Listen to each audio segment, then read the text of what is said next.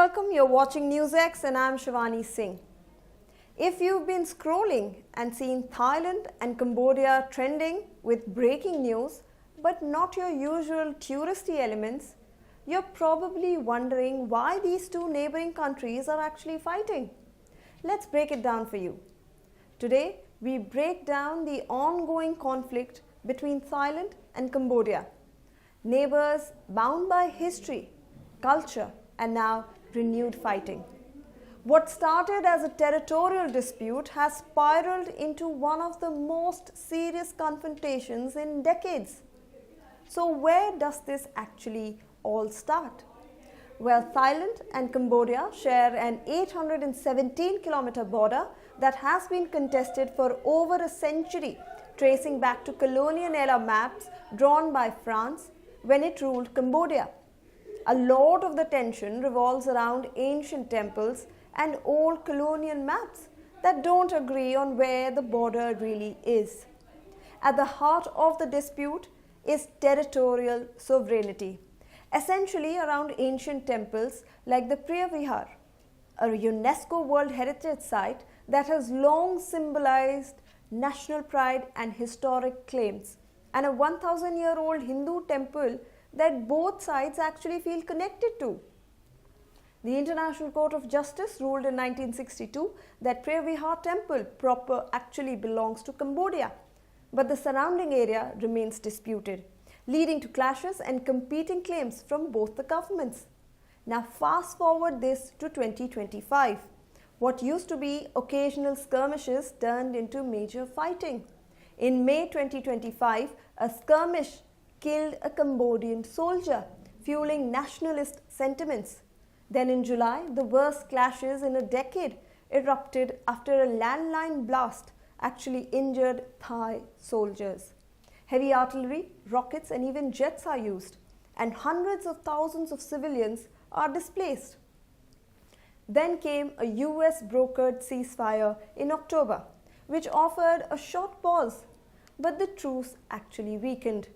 The peace deal was signed in Kuala Lumpur with help from Malaysia and US President Donald Trump.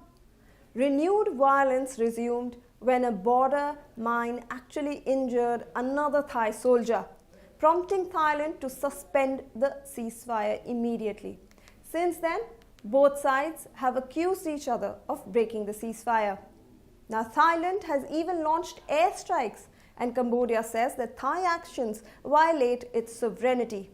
But behind it all, analysts are questioning if this conflict actually goes beyond simple border lines. It's not just about land or temples. Politics is a huge part. Imagine leaders trying to look strong in front of their voters that can push them to take a harder stance.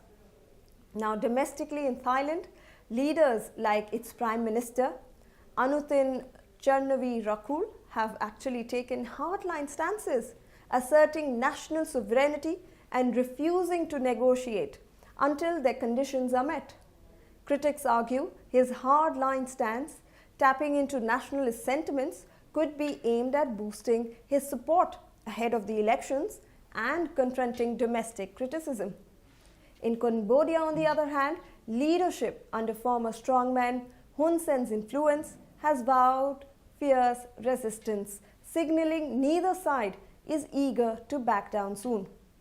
Also, Cambodian leaders have consistently framed their actions as defending national sovereignty, especially near culturally important sites like temples, and called out Thailand for acts that they feel are aggressive. So politics here isn't just about foreign policy. It's also about how leaders are actually showcasing strength and protecting national pride. But the human cost is large. Civilians on both sides have been forced to flee border towns.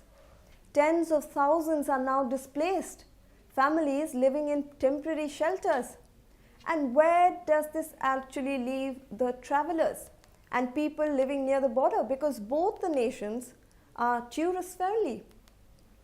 So many governments have issued advisories cautioning travel in border regions, and key checkpoints remain closed.